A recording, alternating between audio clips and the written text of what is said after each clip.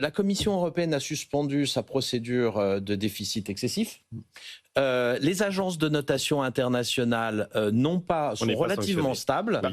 Donc, merci l'euro. Quelque part, oui, alors certes, l'euro, mais quand même, les indicateurs, en tant qu'observateur qu'on peut avoir de la vie micro, du pouvoir d'achat, de l'investissement des entreprises, pour l'instant, moi, je ne le vois pas traduit dans ces lectures plus macro de notre économie, et là j'ai une interrogation. Moi je suis pas macroéconomiste, on en a longtemps parlé, enfin, en tout cas ma thèse depuis longtemps, c'est que la France est un pays qui décline, c'est pas un pays qui est en crise.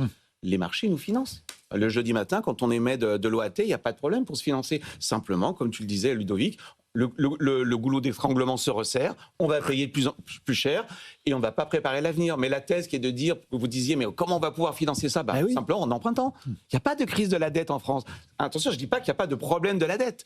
La France, ce n'est pas la Grèce. La France est un pays riche. On lève de l'emprunt tous les jeudis. Simplement, les taux montent, on ne prépare pas la charge de la dette aussi. C'est-à-dire je suis d'accord. Et à mon sens, seul un événement politique imprévisible peut déclencher une crise. Mais la thèse qui est de dire, je suis à la tête d'un État en faillite, disait François Fillon déjà en 2008. C'est une bêtise, pour parler poliment. C'est une bêtise. La France n'est pas ne fera pas faillite. Mais non, elle lève, et puis elle peut lever l'impôt. Elle va donner de plus en plus France, on lève l'impôt. à nos On lève l'impôt. Quand on a un problème, on sait où aller chercher l'argent dans les entreprises. On lève